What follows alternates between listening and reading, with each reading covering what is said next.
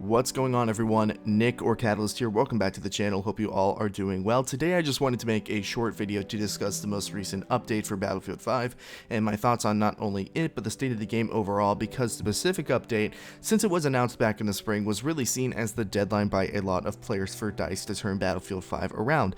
It was the update that people have been waiting for. It's been circled on everybody's calendars, and as I said, there were a lot of players who considered this update to be DICE's last shot at saving the game, and now that it's finally here, it begs the question of whether this update succeeded or not. Should you come back and give Battlefield 5 another chance? So after playing the update for most of the weekend, I had to take it in from the viewpoint of somebody who hasn't been playing the game throughout the past, let's say, 6 or 7 months, because even though I've taken breaks from the game, I've had my gripes, I've quit on it multiple times, I have been playing the game consistently pretty much for its entire life cycle. For those of you who have either sold the game or uninstalled the game waiting for it to improve, a lot of you might be wondering, is this update enough to come back? Well, I wish I could give you a straight answer to that, but unfortunately it's a little bit more complicated. Is the update good? Let's just start there. Is the update good? Well, yeah, the update is good. I wouldn't say it's as incredible as people are making it out to be, but with that being said, I've had fun playing it over the weekend. I think the one thing that the set of maps and weapons do more, or rather better than anything else, is bring atmosphere to the game. And that's something that I can't really say about too many maps. Battlefield 5 overall is a World War II game that fails to feel like World War II a lot of the time. And I think that because DICE has doubled down so heavily on the unseen battles of the war narrative that they've been preaching since Battlefield 1, when the player doesn't really get that feeling of significance because they don't know much about a Narvik or a Merida, you need to make up for it in other aspects, and cosmetically and thematically, Battlefield 5 doesn't do a good enough job of placing you in that battle with the right amount of ambience or audiovisual feedback to make the battles feel important and fresh every time.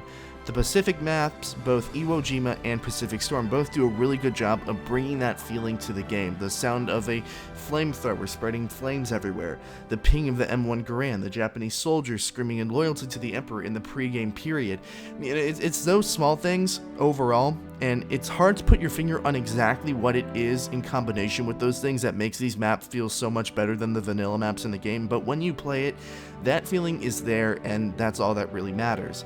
As far as the maps themselves are concerned, I think that they are definitely some of the better maps in the game, but that isn't saying much. I think the maps are overall in Battlefield 5 are poor or average at best. Apparently these maps were designed specifically for Breakthrough, or with Breakthrough in mind, which I'm not sure about the rest of you, but that instantly raises some red flags for me because Breakthrough is, for the most part, a completely broken game mode. But giving credit where credit is due, the maps play pretty well on Breakthrough. Pacific Storm is the better map, in my opinion. Iwo Jima can be very one-sided at times, and it could definitely be very, very open and lend itself to the MMG, DMR, and sniper meta, and it could play really badly when the teams are unbalanced, which, let's be honest, they probably will be because this game doesn't really have a team balancer, but they, again, definitely have that atmosphere that the game has been missing. The problem is that the maps only do play well on Breakthrough. On Conquest, both maps can be a little bit boring. On Squad Conquest, the maps are nearly unplayable. So this is really, essentially, just for now, until more maps are released, it's a Breakthrough-only update, which is not something that I consider to be a positive. Like I said, the Conquest maps can be really, really boring, so if you're a player like me who prefers Conquest over everything else, you might be a little bit disappointed. But to answer the question, is the update, or rather, is this the update that will save Battlefield 5? Did it succeed? I think it really depends on whether or not you yourself think that 2 maps and a couple of weapons justify re-downloading of the game. Now, keeping in mind this is all free, because the reality is that it is just a couple of maps, skins, and weapons.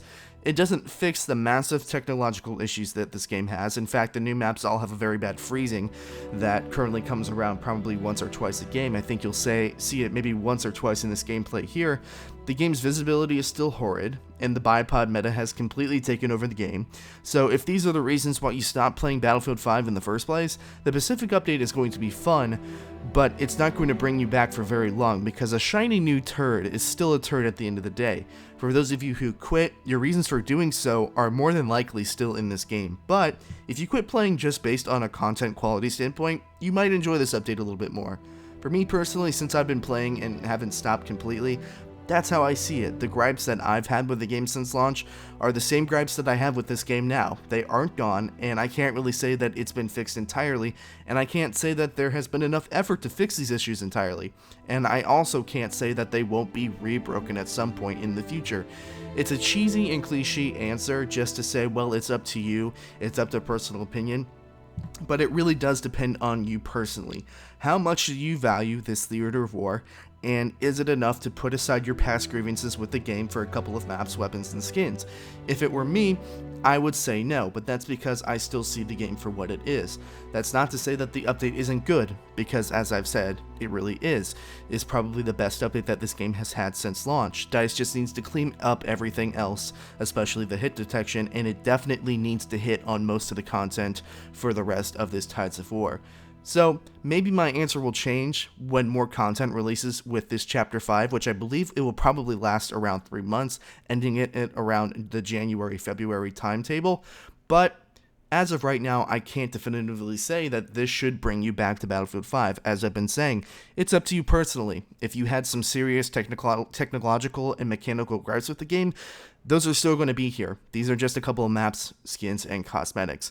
Thank you all so much for watching. I know this was a very short video. I am going to be streaming live later today in a couple of hours after this video goes live. Like and subscribe if you haven't already. Turn on post notifications. Follow my Twitter. Join my Discord. All those links will be in the description below.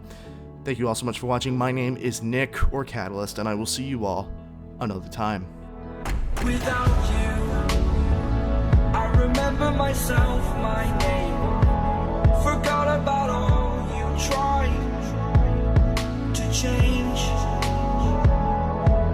Familiar was the sound of your voice.